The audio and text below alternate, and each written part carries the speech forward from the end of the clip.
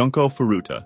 This is likely one of the worst cases of juvenile crime in history, known as the concrete-encased high school girl murder case, as the victim's body was discovered inside a concrete-filled drum. However, this is the least disturbing part of the whole event. On the evening of November 25, 1988, Junko Furuta was on her way home from her part-time job when she encountered Hiroshi Miyano and Shinji Minato, two teenage boys looking for girls to rob and do what can't be said on YouTube. Their plan was for Minato to knock her off her bicycle, allowing Miyano to step in, pretend to be her savior, and offer to walk her home. All of this was intended to gain her trust. However, after luring her to a nearby warehouse, Miyano revealed his true intentions, threatening Junko by claiming he was a member of the Yakuza and would spare her only if she obeyed his commands. After doing something inappropriate to her, he called his friend Ogura, who insisted that she should not be released, as he wanted to do the same. The next day, Junko was taken to a park where Miyano, Minato, Ogura, and another accomplice, Watanabe, were waiting to do what Miyano did the previous day. They told her they knew where she lived and warned that the Yakuza would kill her family if she attempted to escape. The group decided to confine her in Minato's house, where she would be held captive for 40 days. When her parents reported her missing, the captors forced Junko to call her mother 3 times, claiming she had run away but was safe and staying with friends. This was a manipulation meant to discourage further police investigation. While she was being held, Minato's parents were present in the house, so Junko was forced to pretend to be his girlfriend. However, when his parents realized what was happening, they still did nothing,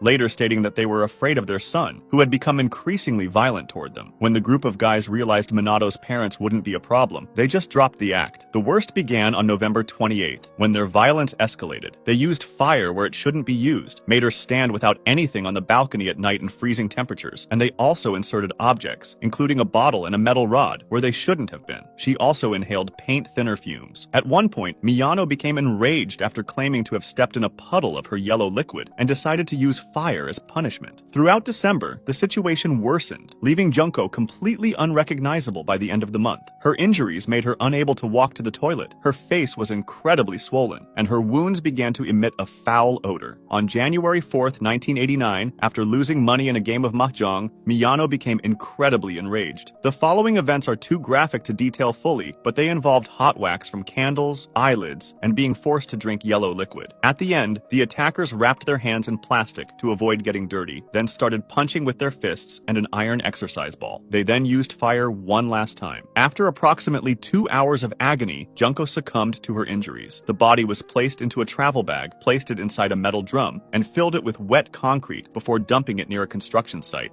Münster,